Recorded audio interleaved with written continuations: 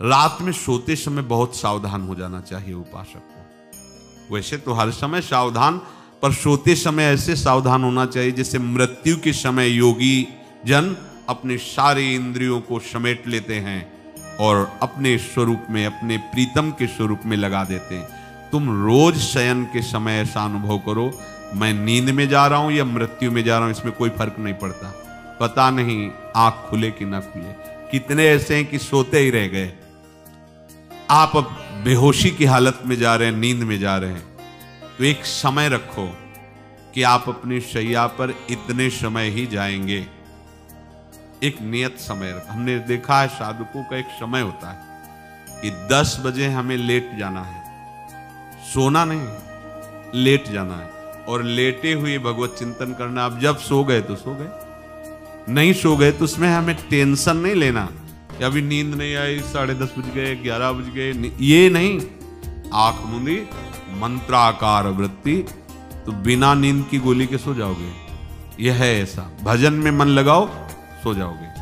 जिनको नींद ना आती हो उनके लिए सही दवा है, आप नींद का चिंतन न करके प्रभु का चिंतन करने लगो। देख लेना आप कब सो गए पता नहीं चले। और अगर सौभाग्य से नींद ना आई तो नींद में जो इंद्रियों को पुष्टता मिलती है वो होता है संसार का विस्मरण। नींद में खास बात क्या होती है कि संसार का चिंतन छूट जाता है, फिर वो मस्त हो जाता है। उसमें जो ऊर्जा शक्ति वो जागृत होती। संसार के चिंतन से ऊर्जा शक्ति नष्ट होती, तो 4 घंटे 5 घंटे संसार के चिंतन से रहित पड़ा रहा सुषुप्ति में, तो उसे ऊर्जा शक्ति फिर आ गई।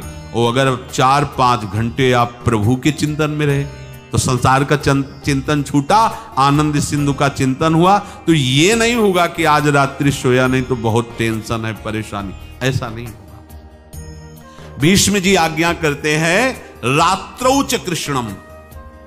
ये बहुत सावधानी की बात, प्रायः इस सावधानी में नहीं रहा जाता। बचपन से सदगुरुदेव भगवान ने यही शिक्षा दी थी, गुरु कृपा से ऐसे उपदेश मिले थे। सोते समय कोई वार्ता नहीं, कोई अन्य चिंतन नहीं, चुपचाप अपने मन को हटाकर केवल इष्टमय करो। कब नींद आ जाती है इसकी चिंता मत करो, इष्टाकार वृत्ति करके ही सोना चाहिए। तो आगे जो लिखा है पुनरुत्थिताय, जब उठो तब वैसी वृत्ति, तो कुछ दिन बाद स्वाभाविक हो जाएगी, स्वाभाविक हो।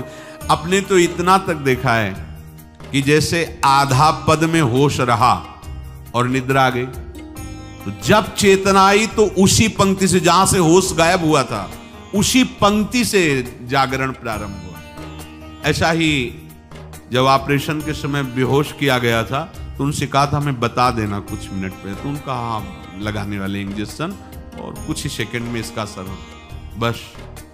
तो जो पद चलाया था, जब होश आया था तो वही पद चल रहा था, मतलब बेहोशी में वो पद अपना अधिकार किए हुए था। ऐसे नींद भी तुम्हारी भजन हो जाएगी, समाधि हो जाएगी, यदि आप सोते समय प्रभु का चिंतन करेंगे। बहुत ही सावधानी की बात है।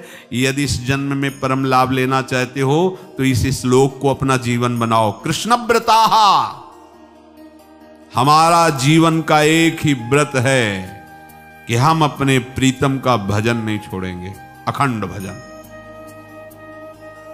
हमें ये नहीं देखना कि उपांशु मानसी को इसमें कितने गुना, हमें गुना बना नहीं देखना। हमें अपने प्रभु को बोलना नहीं। भजन में मन नहीं लग रहा, पद गा रहे हैं, जोर जोर से चिल्ला रहे हैं, नाम कीर्तन, हमें अपने प्रभु से जुड़े रहना है। कृष्ण व्रताः कृष्ण मनुस्मरन्तो, हमारा निरंतर स्मरण चले, बस ये प्रयास रखना। जब निरंतर स्मरण की बात कह दी तो फिर आगे कुछ कहना नहीं चाहिए, पर खास बात इसीलिए कहा जाता है कि आप समझ जाओ। रात्रौ च, जब कोई भी ब्रह्मचारी, कोई भी उपासक, कोई भी बैरागी, त्यागी, महात्मा सोते समय असावधान हो गया तो उसकी रात्रि बहुत गलत जाएगी। खास जब आप सैया पे शयन करते उस समय असावधानी हुई तो विकार छा जाएगा, ध्यान रखना। आपका चिंतन गलत हो जाएगा, आपकी चेष्टा गलत हो जाएगी। जागृत में ना सही तो स्वप्न में। आप सावधान उस समय जरूर रहिए। और उतना ही विश्राम कीजिए जितना आवश्यक हो। व्यर्थ में करवटें मत बदलिए, ये उपासक का स्वरूप नहीं होता। रोगी है तो बात अलग है, बड़े असाध्य रोगों से, नहीं तो ऐसी दिनचर्या नहीं होनी चाहिए। कै बजे? 3:30, अभी आधा घंटा तो है, फिर कमर ओढ़ लिए। ये साधक का नहीं होता। उचित समय, जो मान लो 4 घंटा विश्राम का, तो अब ये नींद का विषय आओ या ना हो, हम तुम्हारे लिए पुष्प बिछा के नहीं बैठेंगे कि आ जाओ आ जाओ। नहीं आई तो अब ये नहीं गया, अब इतने समय नहीं आई थी, अब 4 बजे उठने के समय कैसे हो? नहीं, ये फेंका। उसमें विचार नहीं किए, पहले फेंको और सैया से नीचे उतरो, भूमि को प्रणाम करो, आगे बात नहीं। वो फिर आपको ऐसा होता है 10 मिनट में तो कोई बात नहीं, 10 वो पार कर देगा, घंटा दो। रात्रौ च कृष्णम पुनरुत्थिताय, ये नियम लीजिए। सोते समय आप बिल्कुल मृत्यु दशा की स्थिति लाइए, जैसे मरने वाला नहीं होता, सब जगह से मन हटाकर। और सच्ची है, पता नहीं आंख खुले कि ना खुले। ये बड़ा धोखे का जीवन है। ये ऐसे हजारों लोग सोए और सोते ही रह गए। हमको धोखे में नहीं रहना। सुबह जग जाएंगे तो फिर भजन करेंगे, लेकिन हम बिल्कुल तैयारी में। तो जब ये था कि किडनी कभी भी फेल हो सकती, तो हमें ज्ञान तो था नहीं ऐसा उस समय। तो हम रात्रि में जब शयन का सो, तो कपड़े कौन थे, कोई पैंट शर्ट थोड़ी सा सब हटा, चला ऐसे रज लगाई, राधा वल्लभ जी को ऐसे बांधा, चरणामृत लिया, पूरी तैयारी में, क्योंकि पास कोई था नहीं। तो ये होता था कब मर जाए, कैसे बताएं कितना सुख। एकदम युगल चरणारविंद में तदाकार होते। वो इसीलिए कहते हैं कि प्रतिकूलता और अव्यवस्था और दुख ये भगवत प्राप्ति का प्रधान साधन है। अव्यवस्था, प्रतिकूलता और दुख, ये अभ्यास उसी से। जब शाम के शयन करते तो पहले वृंदावन को प्रणाम करके और ऐसे भावना में प्रिया प्रिया कहते कि जैसे भी आपके हैं, अगर शरीर छूट जाता है रात्रि में तो आप धोखा ना करना, आप बुला लेना अपने। और कैसे बताओ उस समय कैसे भाव होते थे, कोई पास नहीं, कोई सुविधा नहीं, 1 रुपया नहीं, तो एकदम दैन्यता, एकदम कितना सुख मिलता, वो एकदम केवल भगवद आश्रित। तो रात्रौ च कृष्णम पुनरुत्थिताय, ये बहुत पकड़ने वाली बात है। रात्रि के समय कोई और चिंतन न बनने पावे। देखो अभ्यास, और उस समय खास करके विषय चिंतन बनता है, ध्यान रखना। दिन भर लड़ते रहोगे इंद्रियों से, और जब आप शयन के समय जाओगे तब वो अवसर ढूंढेंगी और आपको विषयों में फंसाने की चेष्टा करेंगी।